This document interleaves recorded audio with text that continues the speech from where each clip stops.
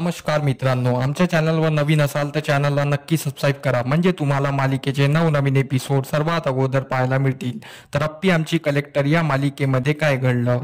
सर्व लोक घरी आले असतात। अर्जुन आणि अप्पी अमोल एका रूम मध्ये असतात। तर अमोल बाबाच्या सर्व गोष्टी सांगत असतो। बाबाने कसं गुंडांना मारलं, कसं काय केलं, बाबांची खूप तारीफ करत असतो।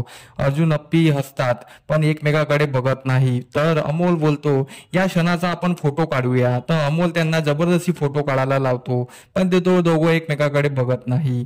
इकडे कदम आणि बापू बोलत असतात। कदमांना खूप वाईट वाटत असतं।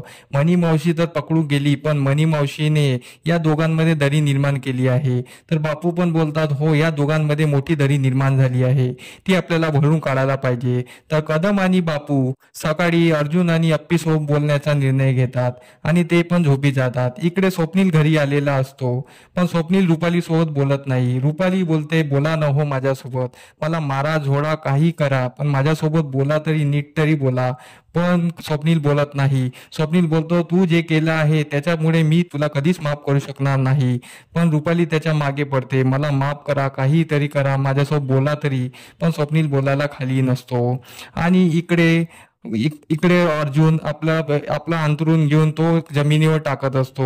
अप्पी बोलते, अर्जुन तू खाली का झोपतो आहे। तर अर्जुन बोलतो, तुला कळलं पाहिजे की मध्ये किती मोठी दरी निर्माण झाली आहे, आपल्या दोघांमध्ये किती मोठं अंतर आहे। यापुढे आपल्या दोघांमध्ये काही संबंध राहणार नाही, आपण दोघं कधी एकत्र येऊ शकणार नाही। आपण फक्त अमोलसाठी एकत्र आहे ते वरवर नाटक करायचं।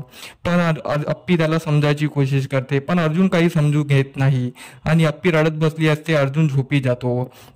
इकडे वेड्यांच्या हॉस्पिटलमध्ये संकल्पाच्या जोड एक वाढवा येत असतो आणि तो बोलत असतो की, अरे आई, मनी मावशी ही जैलात गेलेली आहे आणि ती जैलात गेल्यामुळे तिचं आता काहीच होऊ शकत नाही, तुलाही काही होऊ शकत नाही। तिने कलेक्टर अपर्णा सुरेश माने हिच्या मुलाला किडनॅप केलेलं आहे। तर ती पुण्याची मोठी कलेक्टर आहे, तुला माहित आहे का। तो संकल्प विचार करतो, अरे अप्पी ही पुण्यामध्ये आहे। तर संकल्प जोराने हसतो आणि बोलतो, आता तर अप्पीला भेटावंच लागेल, कसं करून आता अप्पे तुझी बारी आली, असं बोलून संकल्प जोराने हसत असतो।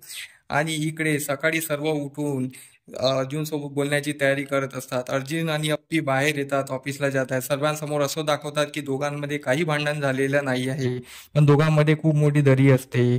तर बापूंना वाटतात की नाही, हे दोघं खुश आहे। तर बापू बोलतात, तुम्ही नेहमी असेच राहा ना, असेच खुश राहा, मामाला हेच पाहिजे, असं बोलून ते दोघं निघायला जातात। सायंकाळी दोघंही घरी येतात। अर्जुन अप्पीमध्ये परत भांडण होते।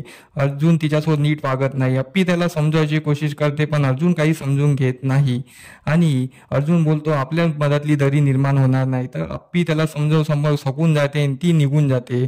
तर अर्जुन बोलतो की नाही, आपल्यामध्ये काहीच होणार नाही। अर्जुन विचार करत बसतो, त्याला अप्पीला बोलण्याचं वाईट पण वाटत असतं, पण त्याला समोरचा विचार होतो, आता घरच्यांसमोर आपण कसं वागायचं।